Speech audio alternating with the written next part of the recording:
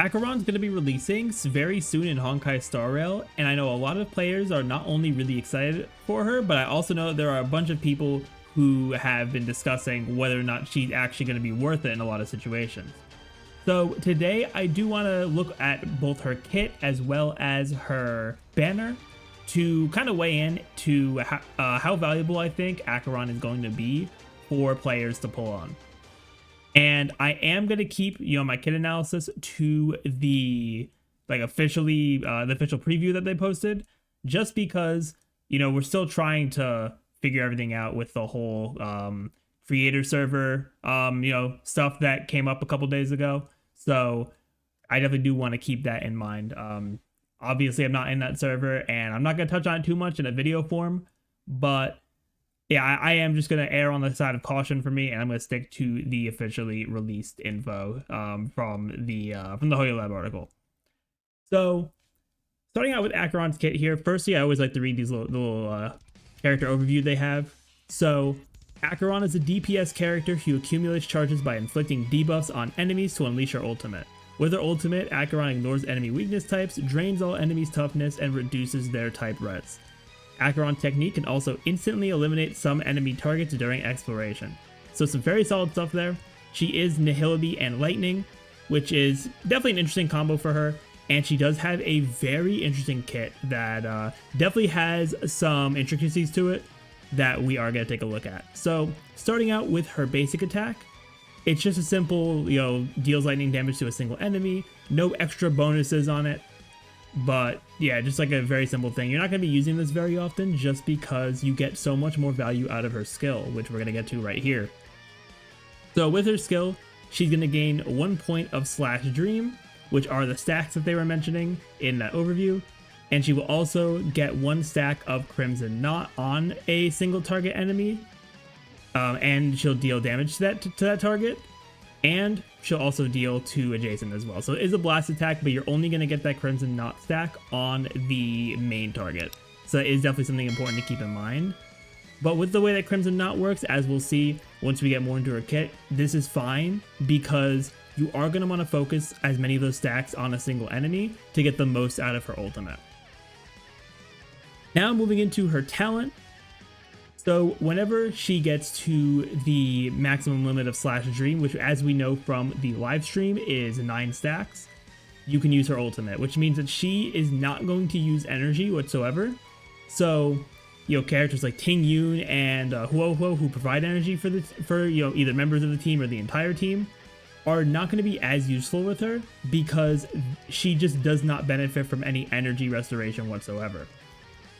So during the ultimate, the attacks will be able to reduce the enemy's toughness regardless of what types they're weak to, which is very cool, and she is the second character that does this, the first one being Shui Yi, a 4-star. And she also does reduce the all types resistance of all enemies, which is really nice. It's actually going to boost up her damage even more. And it only does last for the duration of the ultimate. So, also for the talent, whenever a unit puts a debuff on the enemy, then Acheron will gain 1 point of Slash Dream, and also will inflict the stack of Crimson Knot to the enemy that's debuffed. And if someone, like let's say for example, Pela's ultimate does defense shred on the entire field, only 1 stack of Crimson Knot will be applied, but it will be applied to the target that currently has the most stacks, because you really want to prioritize putting as many stacks on a single enemy as possible, rather than having maybe a couple on every enemy. And we'll see that once we look at the ultimate for her. So once Acheron is on the battlefield as well, whenever an enemy who has Crimson Knot stacks, if they leave battle or if they are defeated with stacks still, then their stacks will be transferred to the enemy with the next highest amount of Crimson Knot stacks, which is also very good because you do want to have as many stacks as possible on a single enemy to buff up your damage as much as you can for the ultimate. So now getting into the ultimate, which, as we've all seen, the coolest ultimate in the game so far. They really cooked with this one. So with her ultimate, she delivers its 4 attacks total, 3 Rainblade attacks, and 1 Stygian Research. So, yeah, so with these, also during the ultimate, you're not going to add any Crimson Knot stacks because this is where they're actually going to go away. So, starting with the Rainblade strikes, you're going to deal lightning damage to a single enemy with each of the Rainblade hits, and each hit will remove 3 stacks of Crimson Knot from that enemy. And every time Crimson Knot is removed, it is going to deal some extra lightning damage to every enemy and give you an extra damage multiplier as well. So, because you're able to, if you're able to keep as many Crimson Knot stacks as possible on the single enemy, just targeting that enemy with the Rainblade hits is going to give you a ton of damage, not just to the single enemy, but to every single enemy on the field. So you are going to get a lot of value from just keeping all those stacks on that, the one elite or boss enemy that you're fighting, and then you'll just be able to get some extra damage as well. So that happens for 3 strikes, and then for the final strike of the ultimate, the Stygian Resurge, you're going to deal lightning damage to all enemies, and if there are any other Crimson Knot stacks still on the field, they are all going to be removed. So yeah, this ultimate has a lot of damage potential, for sure, especially if you are playing with your Crimson Knot stacks properly. So that is also a very important thing to keep in mind. So a lot of Acheron's damage is going to be through this ultimate, and depending on the team comp you run with her, because her ultimate usage is based off of her because of her stacks rather than energy, she is going to be it's going to be very interesting to see different team comps and how fast you can actually stack that up. Because if you're running her with some debuffers, it's going to be very valuable for sure. Then for her technique, also probably the coolest technique in the game so far too. So hers will immediately attack the enemy, and when she uses her technique, she gains quadrivalent ascendance at the start of every wave, not just the beginning of the battle if you're in a multi-wave battle. And with that, she'll deal lightning damage to all enemies and will reduce the toughness of every enemy regardless of what type they're weak to. And if you do weakness break them, like on some of those super basic enemies, then you will trigger the lightning weakness break effect. And when she does have quadrivalent ascendance, she'll gain a point of Slash Dream, and a stack of Crimson Knot will be applied to a random enemy. So that's going to be good, as a start of battle kind of thing.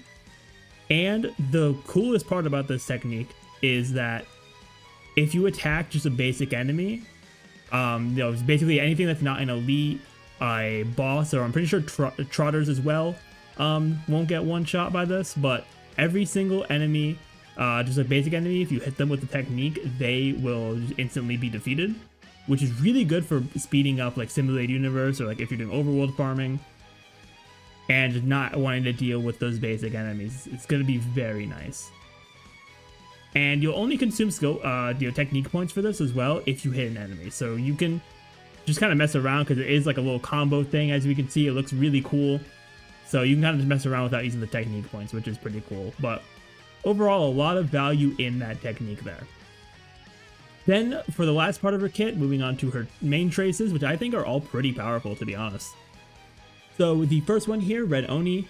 So whenever the battle starts, you gain a certain amount of Slash Dream stacks and apply a certain number of Crimson Knot stacks to a random enemy, which is already like a very good head start kind of thing, so that you're not starting out from 0 or you're not starting out from 1 with the technique. You're going to start out with a lot more than that, or at least a decent amount more than that, to get to your first ultimate pretty quickly. So, but also when Slash Dream reaches its upper limit with this trace, up to a certain amount of excess points, you'll be able to get a stack of quadrivalent ascendance. And what this is going to mean is that you can basically overcap on your Slash Dream stacks up to a certain point. So let's say, for example, you're in a situation where, let's say you're running her with Pela and Silverwolf, right? And you get up to your 9 stacks, but you don't have all your debuffs on yet, and you want to maximize your damage. If you use another turn with Acheron, either that or just getting those debuffs by using like Pela ult and the Silverwolf ult, you'll be able to get those extra stacks of quadrivalent ascendance, which once you use Acheron's ultimate, you'll already be at, for those two, like that example, you'll be at 2 charges of Slash Dream already. So you'll already be a bit closer toward your ultimate. So this really helps you be as optimal as you want to be when it comes to using Acheron's ultimate and just dealing as much damage as possible. So I do really like this trace a lot, and I think it has a lot of value. Next up, for her second trace, the Abyss. When you have 1 or 2 Nihility characters besides Acheron on the team, the damage dealt by her basic attack, skill, and ultimate will additionally increase by a certain amount. Now this is huge because it does prioritize you running her with Nihility characters. And I do think that she will have at least some synergy with every single Nihility character, but I think the absolute best Nihility characters for her are going to be Pela and Silverwolf. Pela with the AoE defense shred, so you can get that debuff regardless, and then Silverwolf's just mass amount of debuffs. Now I know some people are like, but wait, Silverwolf is a single target debuffer, but Acheron is going to be able to hit multiple enemies. Well, because of this, and with the way that Crimson Knot works, you probably will want to focus on the elite with the Crimson Knot stacked and the debuffs. So Silverwolf being a single target debuffer really isn't the worst thing in the world, because you are going to focus a lot of that damage on that elite or on that boss that you're fighting. So yeah, I'm not sure about how, well, with any kind of support in mind, if it's just going to be better to run those two with Acheron, or if you run like Pela plus a Harmony character. Yeah, we'll have to see how the performance is of that once Acheron's actually out in game. But this is still a very solid trace. It does, if it turns out the 2 Nihility characters are going to be a lot better than 1 Nihility, 1 Harmony, then that will definitely limit her team building a bit there. Then for her last major trace here, Thundercore. So whenever the Rainblade hits targets with Crimson Knot, she'll get a damage increase up to a limit and will last for a certain number of turns. Now if it says a certain number of turns there, then that damage increase might last beyond the ultimate too, which is just going to be even better for getting damage outside of the giant bursts that she'll get from her ultimate. And when you trigger the Stygian Resurge, then you'll also get some extra damage for a certain number of times, and each of those times for that extra damage, it'll deal lightning damage, and it will be viewed as ultimate damage. And that means the stronger you have that ultimate trace, and all the extra buffs you'll have for ultimate damage will all be applied to that damage bonus, which is really good for her, and I think it's just going to make her damage absolutely explode. So yeah, 3 very good traces here. I do like when all 3 of these major traces do actually have a lot of value, and Acheron definitely does have that there. So now, going into Acheron's banner, I do think she has a pretty solid banner overall actually for her, because I really do value when the 4 stars on the banner can actually complement the 5-star very well, and I think that this banner does a pretty good job at that. It's not perfect, but I do think it does a pretty good job. Firstly, we have Gallagher, who I am going to make a separate video on breaking down his kit, but he does have a couple debuffs in his kit, so he could be a pretty solid sustain option as well for the team, because he is able to apply a debuff with his ultimate as well as his enhanced basic attack, so you can get some very solid stacks for Acheron to use her ultimate more. Then you have Pela, who I have talked about at length pretty much already, and because she is going to be here on the banner, you are going to be able to have a good chance of getting her if you somehow don't have her at this point, and that's just going to be really helpful to pair up with Acheron, because I do think Pela is probably going to be Acheron's best partner in terms of a Nihility character. And then lastly, we have Win Don Heng, who is a free character, but I also don't see having any real synergy with Acheron. Now I do believe he has a slowness debuff in his kit, but since they are both DPS characters, I'm very doubtful that anyone's going to be running them together. But he could still be good to get Eidolons for if you are struggling with win coverage on your account. So now to answer the question that I posed at the beginning of the video, is Acheron truly going to be worth it for you? Because I've heard a lot of discussion from both sides, like people saying she's going to be the best DPS in the game because she's going to be doing a ton of damage. But then there's the other side of, if you don't have her signature light cone, you're not investing in her signature light cone, then it's just not worth it to use her. And my take on it is, I think that if you do need a strong DPS character and you are willing to invest, whether it is in the signature light cone or one of the very few other options she has, I think she's going to be extremely worth it for you. And also, you know, having her proper team options too, because if you just get Acheron and you don't have like Pela built up, you don't have maybe another Nihility character or another well-built Harmony character to offset only having one Nihility character with Acheron, then she's not going to perform nearly as good as you think she will. And I think that's really the biggest thing that people need to think about when it comes to whether or not you're going to pull her. And because I'll go over this when I do my build guide on for my YouTube shorts, but probably the two main options I'm going to recommend people out are going to be the Signature Light Cone or Goodnight Sleep Well, which thankfully it's listed on the banner as one of the featured light cone for the light cone banner. But yeah, if you don't want to put on that much investment for her, I don't think that she might be as great of a character to pull for.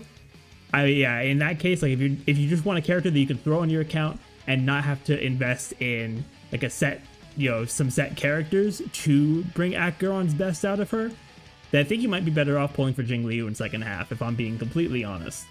But Acheron still definitely does have the potential to be the best DPS in the game. She just, with the current state of the game right now, what she needs, not only does she need some specific characters to really bring out the best in her, but also because of the state of the Nihility path and the way that a lot of those characters work, her light cone options are extremely limited to bring out that insane damage that everyone talks about with her. But, you know, in the end, if you really like Acheron and, you know, you don't care if she's not going to be near that, you know, performance, but you just really like her as a character, then by all means go pull her, because she's really cool. And, you know, unfortunately for me, as much as I love her design, I am personally going to be skipping her. I might do like a pull on stream or something, but I'm not going to be like using all my you know, very minimal resources right now for, or minimal Stellar Jades right now, because Sparkle kind of did me dirty. But that is going to be it for my Acheron analysis. Let me know what you all think in the comments down below, and if you're going to be pulling for her, let me know as well. But with that, thank you all for watching, and I will see you all next time.